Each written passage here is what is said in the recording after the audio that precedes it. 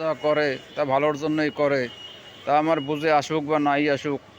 হয় সামরিকভাবে দেখা গেছে কোনো কারণবশত কিছু ঘটে গেছে, তাতে আমার দুনিয়াবি কোনো পাক্ষিক ক্ষতি হতে পারে, কিন্তু বাস্তবতা হচ্ছে আমার আল্লাহ, আমার রব, আমার খালেক, আমার মালেক, আমার রহমান, আমার রহিম, আমার মালিক পরওয়ারদিগার আলম, তিনি যা করে, যখন যাই করে, তা আমার কল্যাণের জন্যই করে। সেটা আমার বুঝে আসুক বা না আসুক। একটি ঘটনা না বললেই নয় যে এক রাজা এবং এক উজির শিকারের জন্য জঙ্গলে গেছে। তো রাজা রাজা রাজা পায়ে একটু ব্যথা পাইছে, বলতেছে উজির বলতেছে যে রাজামশাই, আল্লাহ যা করে তা বান্দার মঙ্গলের জন্যই করে। রাজামশাই স্বৈরাচার শাসক ছিল, তিনি রাগন্ত কণ্ঠে রাগ হয়ে সাথে সাথে উজিরের কানে একটা কান কেটে দিয়েছে। উজির দুটো কানের একটি কান ছিন্ন করে দিয়েছে, একটি কান নিয়ে সে চলাচল করতেছে। তারা শিকার করতে করতে হঠাৎ করে এমন একটা দেশের ভিতরে ঢুকে গেছে। সে দেশের রাজার একটি সমস্যা ছিল, তাকে কোনো এক তান্ত্রিক কবিরাজ বলেছে, তুমি তুমি একজন ভিনদেশি নিখুঁত মানুষকে যদি তুমি জবাব দিতে পারো, তাহলে তোমার এই সমস্যা আর থাকবে না।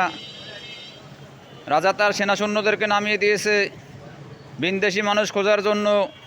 ভিনদেশি মানুষ খুঁজতে খুঁজতে যখন জঙ্গলেতে সে তার সেনা সৈন্যরা দেখলো, দুজন লোক দেখা যায়, তারা তাদেরকে ঘেরাও করলো এবং চেক করে দেখে যে একজনের একটি কান নাই। বলে যে তোমাকে দ্বারা হবে না, এবং যে রাজা, তার তো কোনো খুঁত নাই, বলে তুমিই চলো, তোমাকে বলে দেওয়া হবে। উজির বলল যে না ভাই, আমাদের রাজামশাই, আমরা অমুক দেশের থেকে এসেছি। বলল কোনো কথাই হবে না।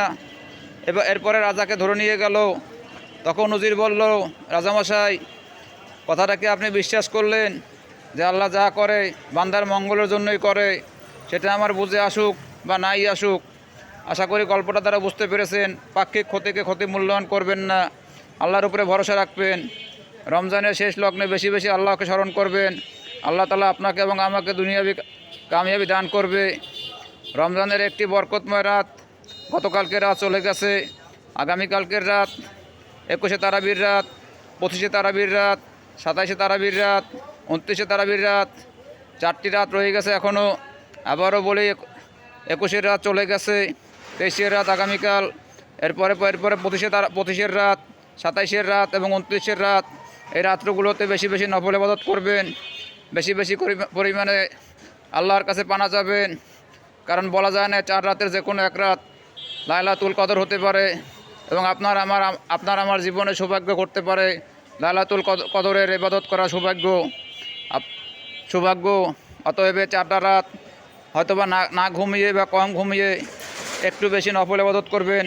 আল্লাহ তাআলা আপনাকে এবং আমাকে যেন লাইলাতুল কদরের ফজিলত দান করে।